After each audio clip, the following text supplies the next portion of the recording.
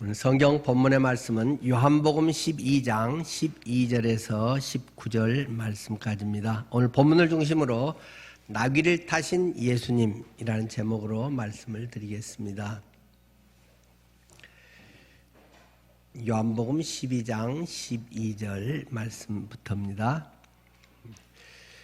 그 이튿날에는 명절에 온 큰 무리가 예수께서 예루살렘으로 오신다는 것을 듣고 종려나무 가지를 가지고 맞으러 나가 외치되 호산나 찬송하리로다 주의 이름으로 오시는 이 곧 이스라엘의 왕이시여 하더라.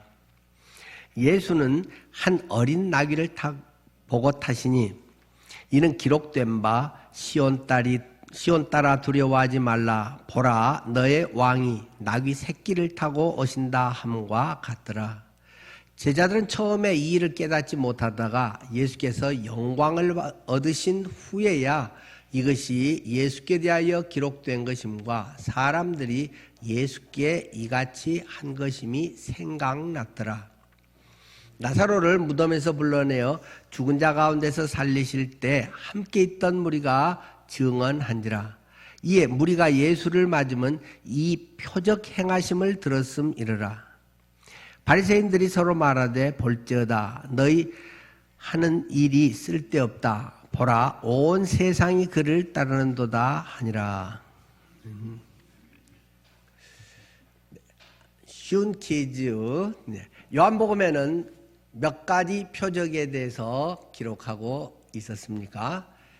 7가지. 많은 표적이 있지만 7개만 의미 연결되는 그러한 표적들을 앞에 기록했다라고 말씀을 드렸습니다. 그 마지막 표적이 죽은 나사로를 살린 사건이 7번째 표적이었다. 그 사건과 지금 본문은 계속 이어서 연결되어 있다는 것을 전제로 두시고요.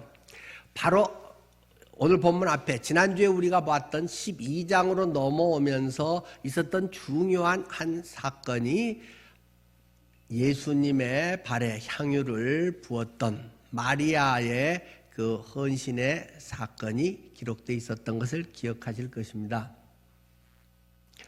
이것으로 인해서 예수님의 십자가를 향하는 속도는 가속도가 붙게 됩니다.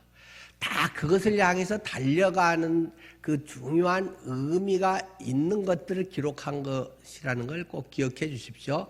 단지 나사로 여동생 마리아가 예수님께 향유를 부어서 약 3천만 원이나 되는 헌금을 한 방에 드렸다. 그 여자에게 직업도 별로 일정치 않고 그 당시에 돈 모으기도 엄청 어려운 그때 자기 전 재산을 드렸다. 이렇게 헌신한 마리아를 주님이 기뻐하시고 사랑했다. 지금 그런 얘기를 하려고 하는 게 아니라는 것입니다.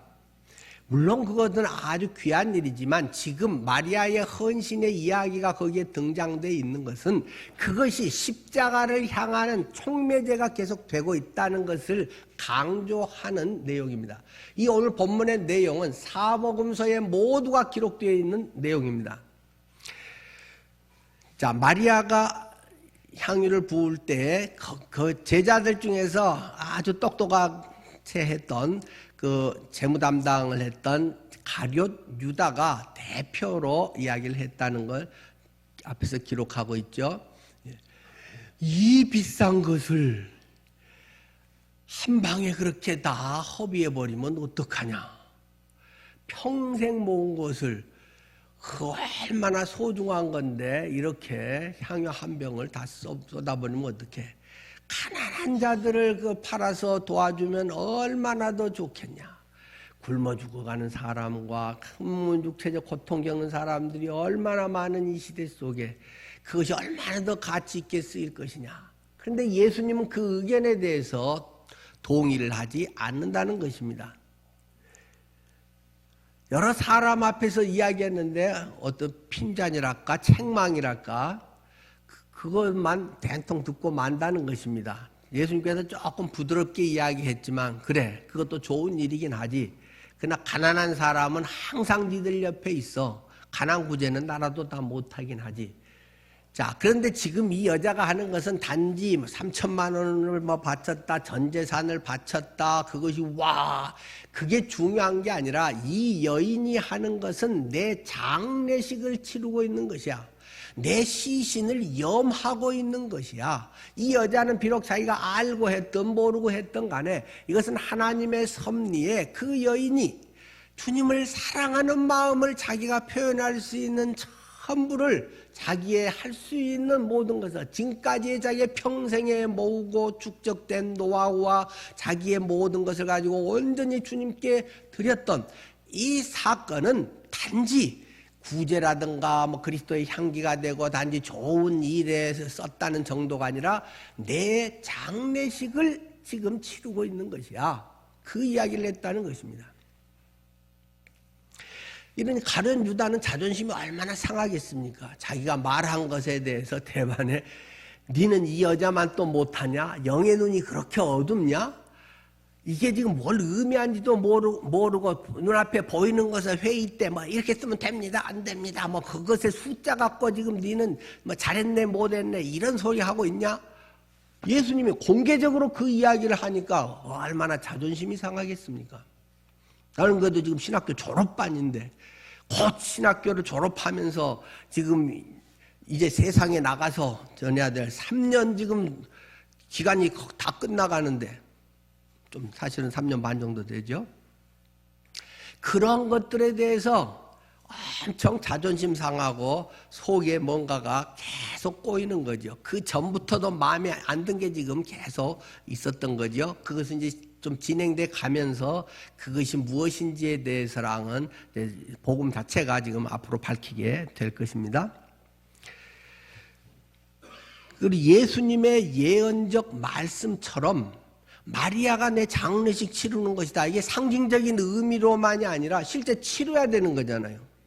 그 치르는 일을 아주 급박하게 현실화되고 있고 일주일 안에 이 장례식이 지금 치러지는 그러한 일로 급속하게 진행이 되고 있는 한 중요한 대목이 오늘 본문에 나귀를 타고 예수님이 예루살렘 성에 들어오시는 장면이다라는 것을 기억해 주시기 바랍니다.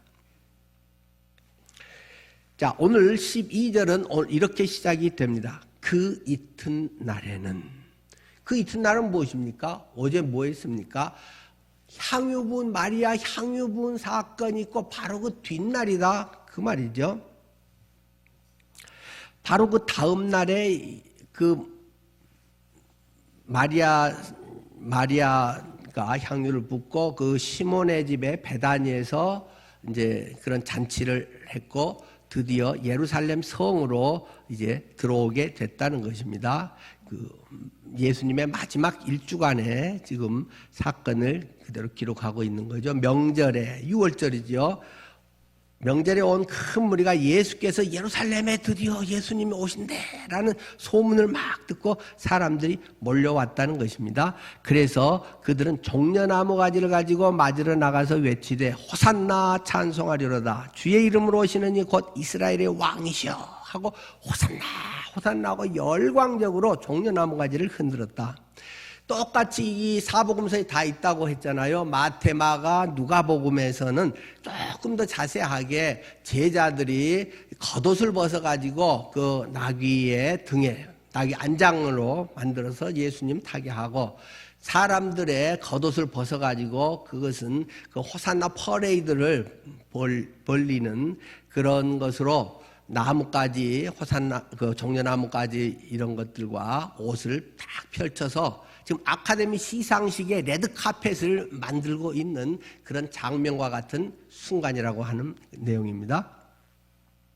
그렇게 그 사람들이 이제 막 그런 데는 찬송이 따라야 되잖아요. 호산나 하고 찬송을 부르면서 그들은 가게 되는 것이죠. 그런데 호산나라고 하는 말이 무슨 말입니까? 히브리어 그대로는 이제 구원하소서 그런 뜻입니다. 지금 구원해 주십시오. 이제 구원하소서. 우리를 구원해 주소서. 그런 뜻을 이제 그 히브리어를 여기에 조금 더 정확하게는 그것이 이제 헬라어 음역을 해서 그 기록이 되어 있는 것이죠. 그런데 이 말은 지금 어디에서 나오는 말입니까? 오늘 이 본문의 배경이 그 구약에서의 상당히 중요한 의미를 담고 있는 그 내용인데, 단지 이스라엘 사람들은 그냥 용어만 그들은 그냥 외치고 있다는 것입니다. 이제 구원하소서 하는 게 처음에는 간절한 간구의 이야기입니다. 아주 절박하고 간절하고, 나 죽게 됐습니다. 제발 나 좀 살려주세요. 우리 식구들 좀 살려주세요. 하나님 불쌍히 여겨주세요. 이제 구원해 주십시오 하고 간절히 하던 것이 이제 습관화돼 가지고 그냥 마치 환영 구호처럼, 뭐 인사처럼 이렇게 이제 되어버렸다는 것입니다. 혹시라도 우리들 속에서 할렐루야, 임마누엘 뭐 이런 것들이 그런 식으로 된다면 한번 진지하게 반성해야 될 필요가 있습니다. 정말 주님을 찬양합니다. 임마누엘 주님이 나와 함께 계십니다. 이런 것이 나의 신앙의 고백으로 돼야지 그냥 만나서 반가우면 할렐루야 뭐 이렇게 그냥 가볍게 하는 것이 습관되면 교회에서의 인사 용어 정도로 치부되고 마는 것입니다. 이 호산나라고 하는 말의 뜻이 무엇인가 하는 것에 대해서 시편 118편 25절에서 27절은 이렇게 기록하고 있습니다. 한번 이건 중요하니까 오늘 한 특별히 세 군데는 같이 좀 찾아주시면 좋겠어요. 시편 118편 25절에서 27절입니다. 여호와여 구하옵나니 이제 구원하소서. 여호와여 우리가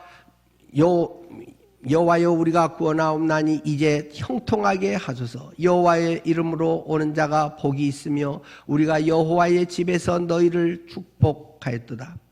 여호와는 하나님이시라. 그가 우리에게 빛을 비추셨으니 밧줄로 절기 재물을 제단 뿔에 맬지어다. 앞에서 이제 구원하소서 하고 호산나 했는데 갑자기 뒤에는 뭐 조금 뭐 잘 알아듣기 어려운 얘기가 기록되어 있죠.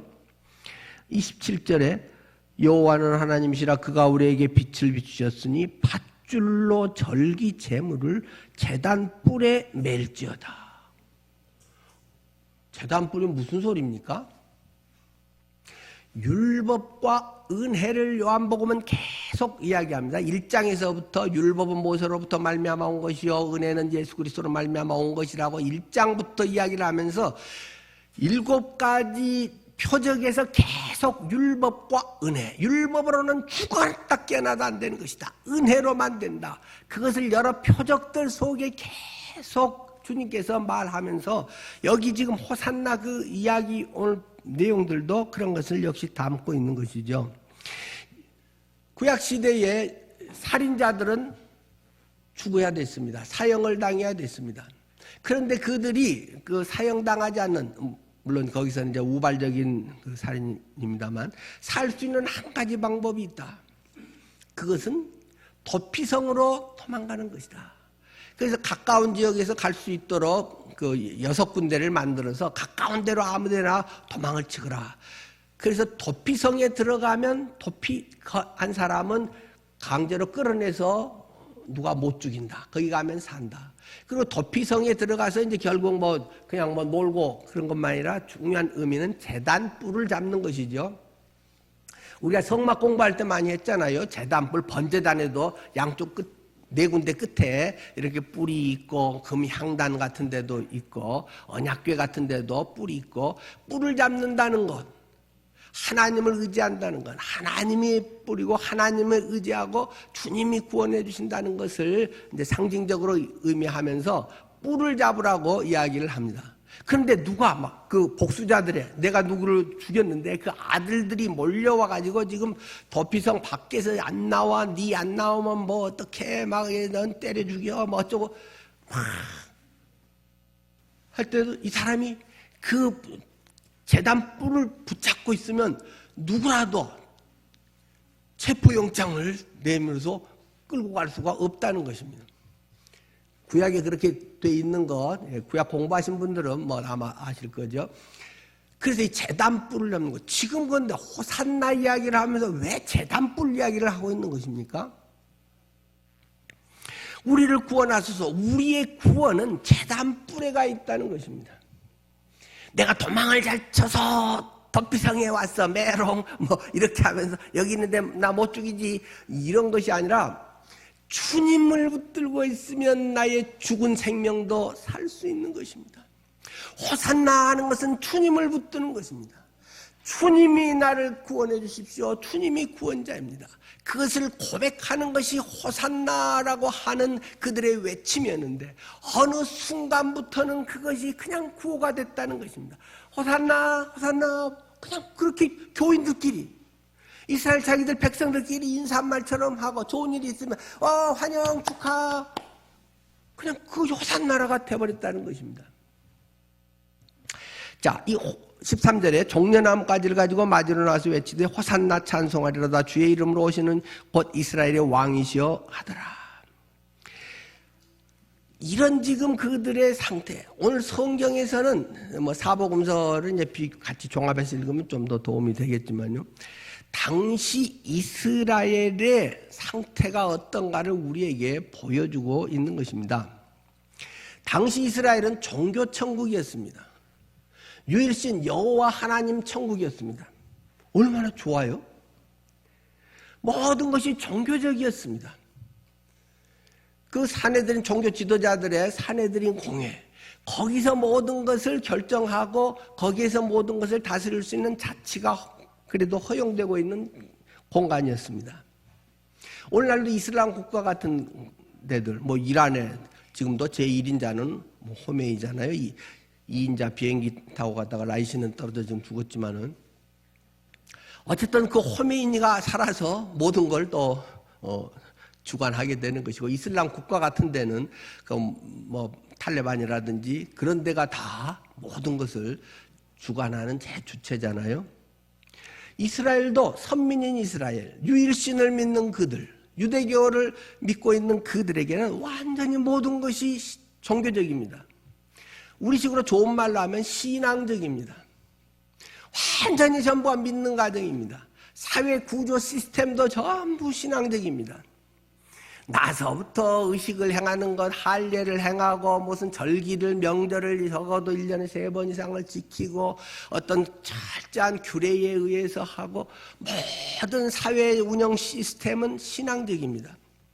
그런데 정작 매우 비신앙적인 것이 그들의 실상이었다라는 것을 말하고 싶은 것입니다. 그들에게는 하나님의 음성이 들리지 않습니다. 언제부턴가 하나님의 음성을 알아듣지를 못합니다.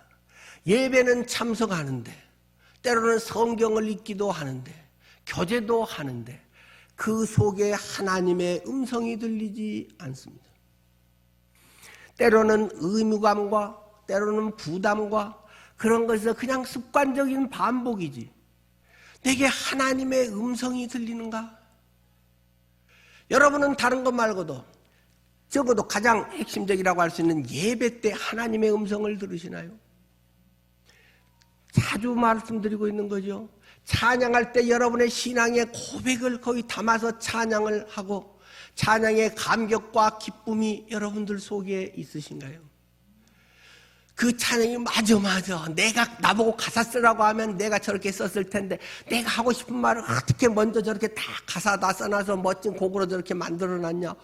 내가 꼭 하고 싶은 소리야. 그런 찬양이 여러분들 오늘 몇 개나 되셨을까요?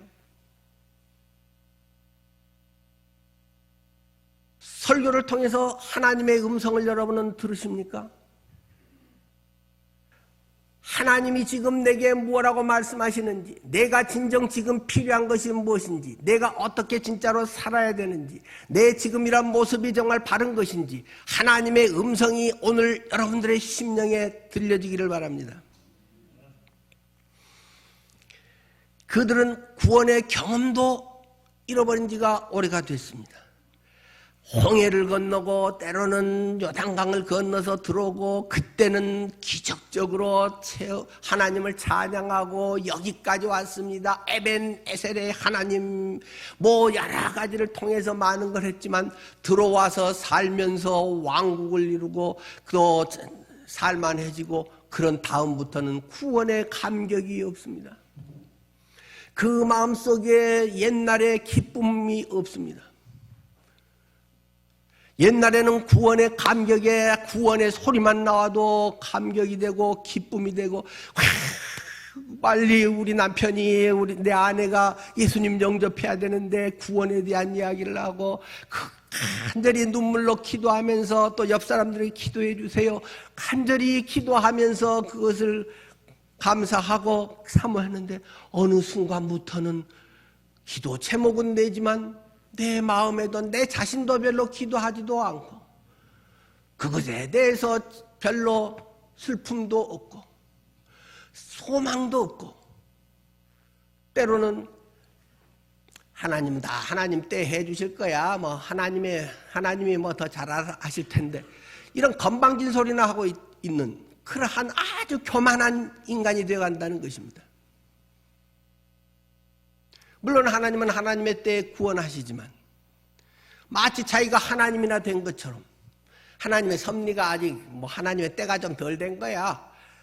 아무런 슬픔도 아무런 안타까움도 구원에 대한 감격도 구원받은 지 자기 옛날에 호랭이 담배 피던 시절과 같은 언젠지 기억도 잘 못하는 그러면서 구원받아서 나는 하나님 자녀라고 하면서 자녀답게 살지도 못할 뿐더러 그 마음의 기쁨도 그 마음의 감격도 언젠가 찬송하면서 기도하면서 눈물이 말라버린지는 까마득한 것 같은데 내 속에는 없고 그냥 습관적인 우리 가족 구원받게 해주세요 모두가 주님을 찬양하고 뭐 예수님 향기되게 해주세요 이런 뻔한 소리만 기도 제목에 올리게 되는 것이 혹시라도 나의 상태라면 우리의 상태는 지금 예수님 오실 때에 그분을 맞이하던 그 당시의 사람들과 다를 바가 없다는 사실입니다. 메시아에 대해서 분명히 알려주는 사람도 없습니다. 그것을 알려주는 사람을 우리는 선지자라고 이야기를 합니다. 메시아는 왜 필요합니까? 죄 때문에 모두가 멸망하기 때문에 메시아가 필요합니다. 선지자는 사람들에게 그것을 선포합니다. 너희는 죄인이라는 것을 지적해 줍니다. 네가 별 볼 일 없는 존재라는 사실을 깨닫게 합니다. 하나님 앞에서 내가 내놓을 것은 아무것도 없는 존재다. 내가 뭔가 좀 된 것 같고 뭐가 어쩌고 저쩌고 했지만 정작 하나님 앞에 벌거벗은 채로 서면 나는 죄인일 뿐이다. 회개하라. 천국이 가까웠느니라. 선지자들은 수없이 이스라엘의 죄를 하나님에게서 멀어지고 자기가 주인되고 자기 하고 싶은 대로 살아가며 그것이 멋이요 성공이요 인생의 맛이라고 하는 사람들을 향해서 선지자는 수없이 그들을 향해서 외쳤습니다. 마지막 선지자 침례자 요한은 이때는 죽고 없습니다.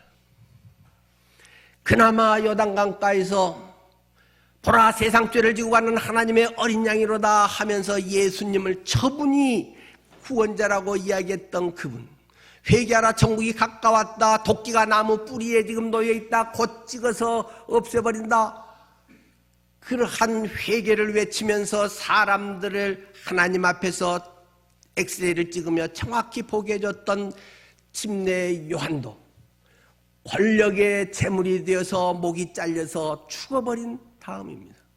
그 뒤를 이어서 그것을 외치는 사람이 없습니다. 다 듣기 좋은 소리를 해주기를 바랍니다. 네가 앞으로 잘 될 것이다, 성공할 것이다, 건강할 것이다, 하나님은 너를 복 주신다, 그런 것에만 사람들은 아주 익숙해져 가고 있다는 것입니다. 그렇기 때문에 예수님이 직접 와서 그리고 구체적으로 이야기를 하고 3년간의 공생애를 시작하고 이제 막판 일주일 남은 그 기간에도 제자들마저도 알아먹지 못하고 그것을 전해야 되는 사내들인 공예, 뭐 바리새인, 뭐 서기관, 뭐 사두개인이든 모두 다 거기에 대해서는 관심도 없고 알지도 못하고 무감각한 그런 영적 상태가 바로 이 시대의 모습이라고 하는 것을 지금 성경은 우리에게 말하고 있는 것입니다. 영적 이 무지의 시대, 그러나 무언가 그들 속에 갈망은 아직도 남아있다는 것입니다. 내가 그렇게 살지는 못하지만 이건 아닌데, 그때 내가 그래도 구원받고 예수님을 처음 만났을 때, 그때 내가 몸이 안 좋았고 또 그때 우리 집도 가난했고 그때 막막하고 어려웠지만 그때 예수님을 만나고 정말 기뻐하면서 초가 삼관도 나는 만족해 구원의 찬양을 부르면서 내가 기뻐했던 그런 날이 있었는데, 내가 언젠가부터 이렇게 맹맹해졌지. 내 가슴이 그저 그렇게 사무적으로 내 예배가 언젠가부터 그냥 습관적으로 예배를 했는지 안 했는지, 오늘 무슨 설교를 했는지 기억도 할 수 없을 만큼 찬양에 무엇이면 그냥 습관, 그냥 이 교회당 오면 오늘 뭐구나, 미리 준비한 것도 없고 기도로 주님께 오늘 제게 무슨 말씀을 주시렵니까 사모함도 없이 그냥 덜렁 와서 앉아가서 예배 끝나고 밥 먹고 뭐 하다가 그냥 가버리는 이런 날들이 내게 반복이 되고 있구나 하는 것을 그나마 영적 갈급함은 그래도 조금 남아있었다는 것입니다. 그래서 이 메시아 예수가 온다고 하는 사실, 그 사실에 그들은 뭔가 일말의 희망을 가지고 그냥 또는 옆에 사람들 따라서 또는 그냥 호기심, 재미 이런 것을 따라서 막 온갖 사람들이 어울려져서 종려나무 가지를 하나 들고 막 피켓을 흔들면서 이 대열에 동참하고 있는 것이 이스라엘의 상황이었다라는 것을 지금 말하고 있는 것입니다. 그런데 말입니다, 예수님이 오신 것은 오늘 본문에 예수는 한 어린 나귀를 보고 타시니 이는 기록된 바 온 시온 따라 두려워하지 말라 보라 너의 왕이 나귀 새끼를 타고 오신다 함과 같더라. 기록된 바, 구약 성경에 기록되어 있다. 스바냐 3장 16절에 시온 따라 두려워하지 말라 하는 말과 함께 보라, 스가랴 9장 9절 말씀부터를 하고 있는 것입니다. 너의 왕이 나귀 새끼를 타고 오신다 함과 같더라. 너의 왕이 나귀 새끼를 타고 오신다. 스가랴 9장 9절에 있는 이 말씀을 지금 요한은 기록하고 있습니다. 그런데 사람들은 알아먹지를 못한다. 16절에 그대로 써져 있죠. 제자들은 처음에 이 일을 깨닫지 못하였다가 예수께서 영광을 얻으신 후에야 이것이 예수께 대하여 기록된 것임과 사람들이 예수께 이같이 한 것임이 생각났더라. 우리는 이 앞에서 요한복음 2장 22절에서 거의 같은 내용의 이야기를 보았습니다. 요한복음 2장에 무슨 내용이 기록되어 있습니까? 성전 정화 사건이 기록되어 있습니다. 예배당에 들어와 봤더니 개판이라는 것입니다. 전부 돈 밝히고 어떻게 하면 돈을 많이 할까, 저 주머니에 있는 걸 어떻게 하면 많이 긁어낼까, 그래가지고 무엇을 우리가 많이 챙길까, 어떻게 하면 크게 삐까번쩍하게 하고 뭐가 번성했다고 할까, 전부 제사장과 그 하나님의 일을 한다는 사람들이 거기에 집중해 있다는 것입니다. 그래서 소 팔아먹고 또 뭐 비둘기도 팔고 돈 환전도 하고 그러면서 명목은 아주 좋은데 갖고 오다가 이렇게 흠 생기면 못 쓰니까 여기 좋은 거 준비해 놨어요. 근데 값은 10배 뻥튀기 뭐 이런 식으로 환전한다고 하면서 돈은 엄청 비싼 환전을 해가지고 거기서 반은 제사장께 뒷돈 주고 이런 식으로 완전히 돼 있을 때 예수님께서 내 집은 만민이 기도하는 집이야. 이 강도 떼들 아니야 이놈들, 강도 소굴이 아니야 이 교회당이라고 하는 데가. 그렇게 예수님이 말씀하시면서 채찍을 만들어서 쫓아내버렸다. 그러면서 예수님이 무슨 말씀을 하셨습니까? 이 성전을 헐라. 그리하면 내가 3일 만에 다시 일으키리라. 사람들은 야, 이 성전이 46년 동안 짓고 이게 지금 1,000억을 들여서 짓고 이게 얼마나 위대한 건축술과 예술목과 막 이렇게 있는데 라고 이야기를 하면서 네가 3일 동안에 짓는다고 웃기고 있네, 이거 미친놈 아니야, 이런 사람들이 할 때 이 성전은 자기의 육체를 가리킴이라. 그런데 그때 제자들도 못 알아먹었다. 그래서 2장 22절 죽은 자 가운데서 살아나신 후에야 적어도 한 3년 이상이 지나서 예수님이 십자가에서 죽으시고 부활하신 다음에야 제자들이 이 말씀하시는 것을 기억하고 성경과 구약 성경의 예언과 예수께서 하신 말씀을 믿었더라. 똑같이 요한복음 2장 22절에 이 이야기를 하면서 오늘 본문의 12장 16절에도 나귀 새끼 타고 온 것이 뭘 말하는지 알아먹지를 못한다. 이것이 하나님이 지금 무엇을 어떻게 섭리를 이끌어가고 그 속에 담긴 의미가 무엇인지. 향유를 깼어? 3천만 원을 바쳤다고? 3천만 원이 그거 뭐 누 애기 이름이야? 돈 액수에만 그냥 시뻘거 갖고 있다가 에이, 나귀 새끼를 타? 100마를 타고 와야지. 이런 지극히 세속적인 생각에 그들은 꽉 사로잡혀 있었다라는 것입니다. 이것에 대해서 스가랴는 굉장히 우리가 생각한 것보다 구체적으로 설명을 하고 있습니다. 이것도 같이 한번 찾아주십시오. 스가랴 9장 9절 말씀부터 11절까지입니다. 스가랴 먼저 9장 9절만 읽겠습니다. 시온에 따라 크게 기뻐할지어다. 예루살렘에 따라 즐거이 부를지어다.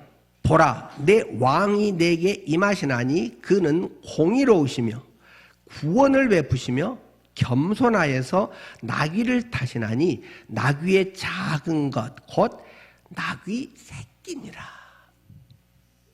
나귀 새끼라고 이야기를 더 하고 있어요. 그냥 나귀만 해도 이게 시원찮은데 사람들은 백마 타고 오신 주님을 기대하고 있다는 것입니다. 정치적, 경제적, 군사적 메시아를 기대하고 있다는 것입니다. 이곳에서 확 뒤집어져 가지고 다시 우리가 독립을 하고 우리가 잘 살게 되고 내가 속 편하게 살고 내가 하고 싶은 거 다 하고 살고 자아실현을 위해서 그들은 살고 싶은데 로마 때문에 잘 안 되니까 메시아가 와서 싹 정리해주고 나는 가만히 있으면 경제대통령이 해서 GDP 이런 것들을 몇만 불을 올려주고 나는 그냥 복지로 하면 한 달에 한 500만 원만 그냥 한 사람마다 지원해주면 농땡이 치고 먹겠네. 하나님이 복 주시면 나는 모든 것에서 만사 형통해가지고는 그냥 내 하고 싶은 대로 하고 나는 좋아 죽겠네. 이런 생각들만 하고 있었다라는 것입니다. 그들 속에는 7 표적이 오히려 그것의 힌트라고 생각을 한 것입니다. 저분 대단한 분이네.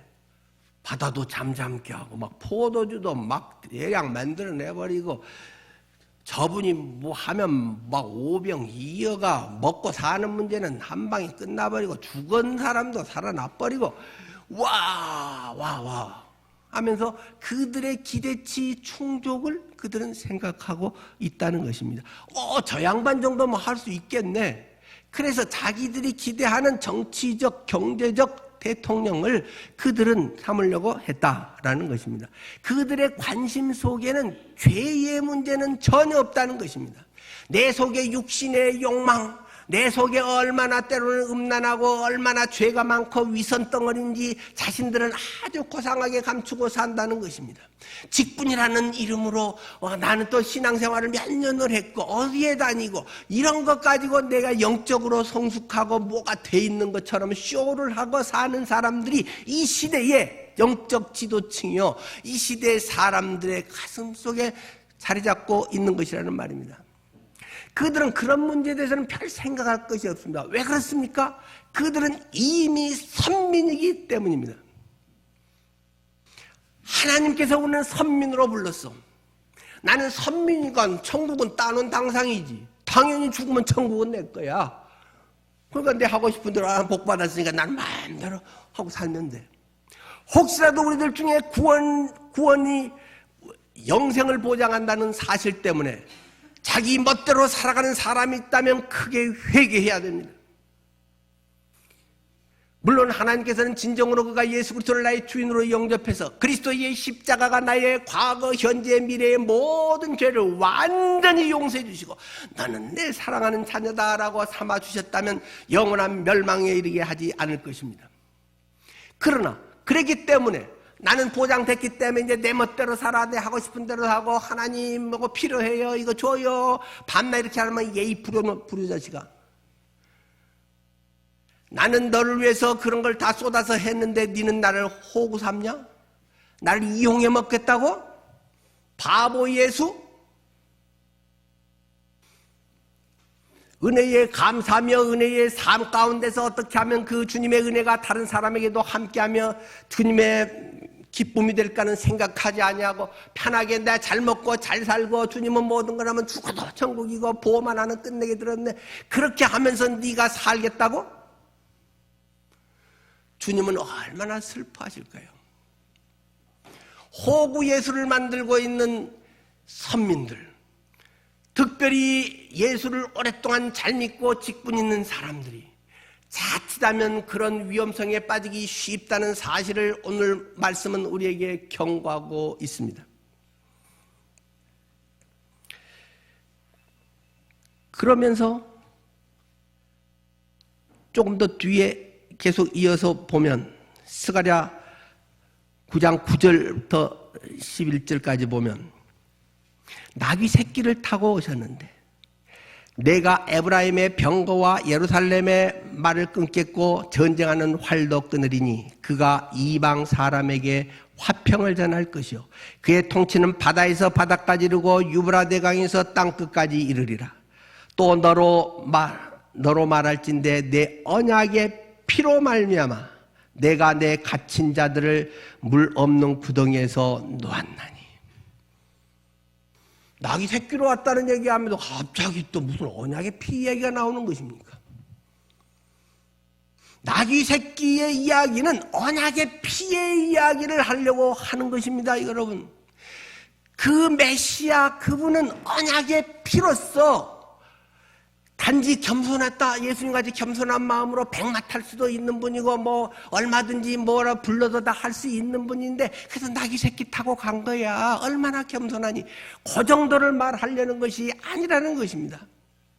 나귀 새끼를 타고 온 그 겸손의 모습이 언약의 피로, 나귀 새끼 정도가 아니라 완전히 자기를 찢어발려서 날 잡아 먹어라 하고 자기의 몸뚱이와 피와 모든 것을 날 위해 줘버렸다는 것입니다. 그것이 나귀 새끼의 모습이라는 것입니다. 겸손을 통해서 그는 본체 근본 하나님과 같은 본체이시지만 그는 낮춰서 자기의 모든 걸 바쳐서 나를 위해 죽으신 분이다. 그 사실을 성경은 우리에게 강조하고 있는 것입니다. 많은 사람들은 예수 믿고 대단한 것을 또는 그런 예수를 믿으려고 합니다. 기마병의 호의를 받으면서 군합대의 빵빠레가 울리면서 꽃가루가 뿌려지고 거기에서 개선장군 백마를 타고 오시느니 그들을 기대하게 됩니다. 호화롭고 인기 있고 권력을 과시하고 위풍당당한 정복자의 왕처럼 예수님은 나는 그 뒤를 따라다니면서 그 콩고물을 챙기겠다고 하는 많은 생각들을 한다는 것입니다. 그러나 예수님은 자신의 실체에 대해서 나는 나귀 새끼로 온다. 구약의 예언자들은 예수가 나귀 새끼로 온다. 나귀 정도도 아니고 나귀 새끼로 온다. 라고 새끼를 타고 온다. 라고 이야기를 하는 것입니다. 이사야 53장은 그것을 조금 더 구체적으로 우리에게 이야기를 합니다. 예수님은 마치 도살장에 끌려간 소처럼 그런 역할을 하는 것이다. 예수님 마치 털 깎는 자 앞에서 찍소리 못하고 가만히 이렇게 묶으면 묶어놓은 대로 가만히 털 다 깎아갖고 나 털 다 팔아 잡수시오 하고 찍소리 못하고 있는 그런 모습으로 예수님은 오신다. 예수님은 볼품도 없다. 외모가 잘생기지도 않았다. 흠모할 만한 인기 있을 만한 뭐 그런 것도 없다. 예수는 비참한 모습으로 온다. 가련한 모습으로 온다라고 하는 것이 구약의 선지자들의 예언이라고 하는 말입니다. 우리는 많은 사람들이 자꾸 예수 그리스도를 휘황찬란한 모습으로 백마 타고 오는 이로 기억한다는 것입니다. 그러나 신약 성경에 백마 타고 오시는 것으로 묘사된 데가 있기는 있습니다. 요한계시록에 있습니다. 마지막에 모든 것을 심판하시는 주로, 그때는 그분이 백마 타고 오신다. 그러나 우리의 구원자로서 우리와 함께 하시는 지금 그분은 나귀 새끼를 타고 오신다고 이야기를 하고 있는 것입니다. 많은 사람들은 뭔가 세상적인 것에 거기에 도취해서 그것에 힘을 얻어서 위대하게 되려고 한다는 것입니다. 신명기 17장 16, 7절에도 이야기하듯이 이스라엘 왕들에게 이야기하는 것이죠. 너희는 병마를 또는 많이 두지 말아라. 애굽에 가지 말아라. 아내를 많이 두지 말아라. 은금을 쌓아두지 말아라. 이렇게 왕들에 대해서 이야기를 합니다. 시편 20편 7편은 또 분명하게 얘기하죠. 어떤 사람은 병거를, 어떤 사람은 말을 의지하나 우리는 여호와 우리 하나님의 이름을 자랑하리로다. 너희의 구원자는 하나님이다.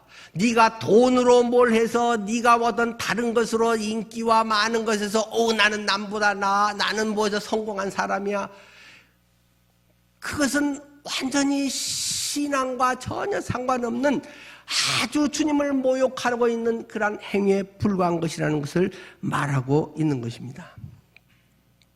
스스로 힘으로 인해서 이 세상의 힘과 돈과 인기를 거머쥐는 자기가 마치 하나님처럼 되려고 하는 바벨탑을 쌓고 하나님은 보조 꼬봉이로 만들고자 하는, 부탁하면 들어주고 끝나면 됐어요 이제 가봐요, 대기하고 있어요, 필요하면 다음에 부를게요, 마치 뭐 대리기사도 아니고 주님은 뭐 호위무사도 아니고 그런 주님으로 불렀다 써먹었다 저기 제꼈다, 그런 사람으로 그런 존재로 생각하는 이들이 많다는 것입니다.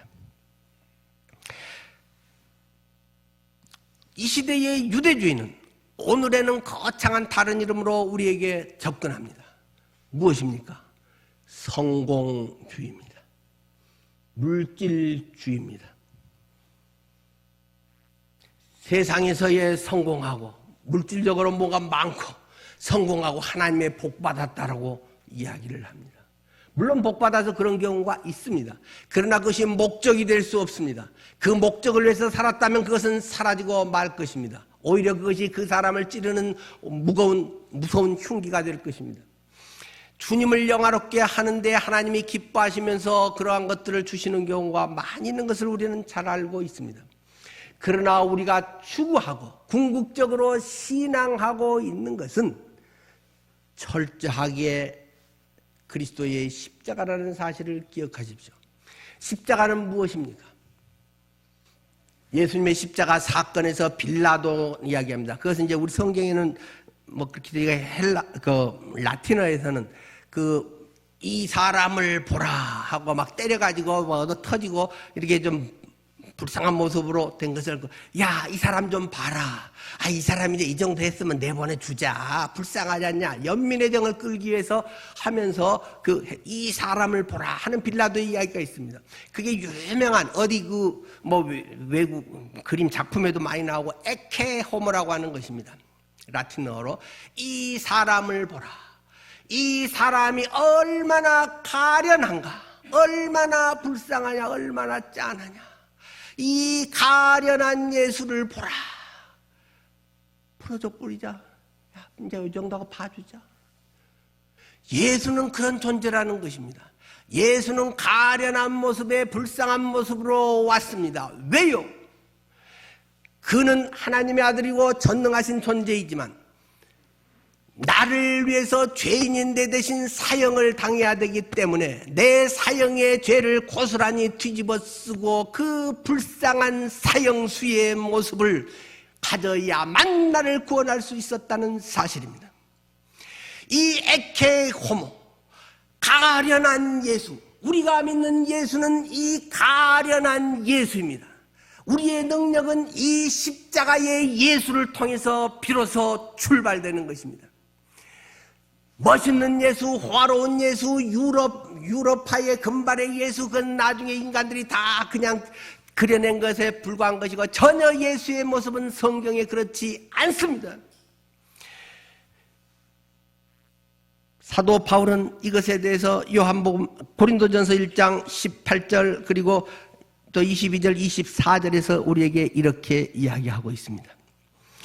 십자가의 도가 멸망하는 자들에게는 미련한 것이요 구원을 받는 우리에게는 하나님의 능력이라.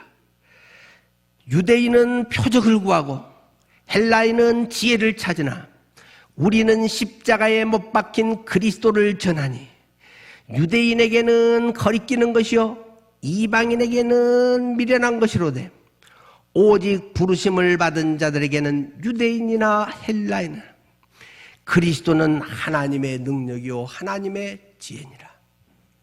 여러분의 능력과 지혜는 어디에 근거하고 있습니까?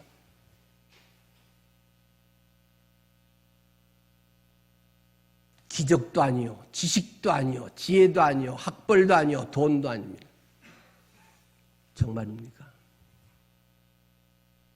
십자가에서 출발하지 않은 모든 것은 짝퉁입니다. 나의 신앙생활의 반석은 그리스도의 십자가요 부활에 있습니다. 이것을 잊어버리고 옛날에 어떤 구원의 잠깐의 감격과 은혜로만 생각하고 있다면 회개해야 됩니다. 하나님 앞에 나의 신앙을 다시 출발점에서 시작해야 한다는 것입니다. 여러분의 삶 속에 하나님의 음성이 들려지기를 바랍니다. 하나님의 생생한 음성으로 여러분들의 혹시 추구하고 있는 것들이 풍선과 같으면 바늘로 찔러지기를 바랍니다. 하나님의 생명의 역사가 여러분 속에서 새로운 구원의 역사로 내가 너에게 이르는 것이 영이요 생명이다. 성경 지식이 아니다. 하나님의 영이 여러분의 영 속에 말씀하시고 깨달아지고 경험되기를 축원합니다. 기도하겠습니다. 내가 추구하고 있는 것은 무엇입니까? 어떤 방법으로 그것을 이루고자 하는 것입니까? 내가 의지하고 있는 것은 진짜 오직 예수입니까? 예수에 뿌리 두지 않은 것들은 다 헛개비와 같은 것임을 성경은 선언하고 있습니다. 여러분의 삶 속에 예수로 인해서 참 능력과 기쁨과 삶의 의욕과 삶의 보람이 있기를 축원합니다. 하나님 꼭 그런 우리의 삶이 되게 해 주십시오. 예수님 이름으로 기도드립니다. 아멘.